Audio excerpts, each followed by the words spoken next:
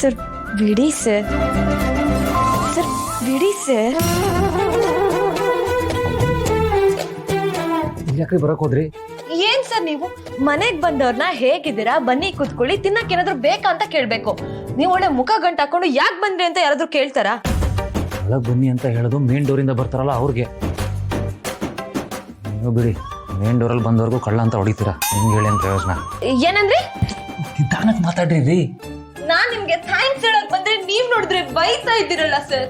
ಒಂದ್ ಹೆಣ್ಮಗು ಇಷ್ಟು ರಾತ್ರಿಲಿ ಅಲ್ಲಿಂದ ಇಲ್ಲಿಗೆ ಬಂದು ಈ ತರ ಮಾತು ಕೇಳ್ಬೇಕಾ? ಛೇ ಛೇ ಛೇ ಛೇ, ನಾನಂತೂ ಒಂದ್ ನಿಮಿಷ ಇಲ್ಲಿರಲ್ಲ, ನಾನು ಹೋಗ್ತಾ ಇರ್ತೀನಿ. ಹೋಗ್ತಿದ್ದೀರಾ? ಆಯ್ತದೇನು ಹೇಳಿ.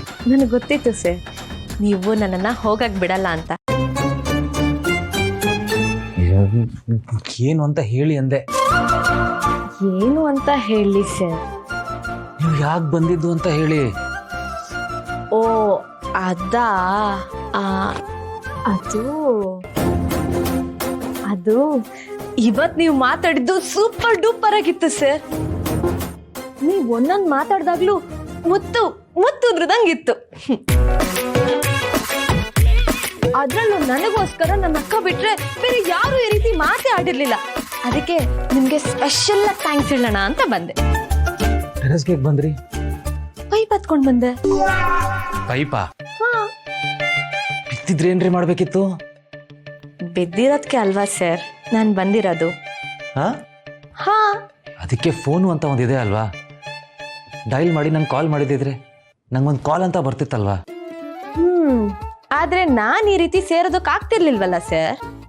ನೀವೇನ್ರಿ ಎಲ್ಲ ವಿಷಯಕ್ಕೂ ನನ್ನ ಲಿಂಕ್ ಮಾಡಕ್ ನೋಡ್ತೀರಲ್ಲ, ಇದ್ರೊಳಗೆ ಕತೆ ಆಯ್ತು.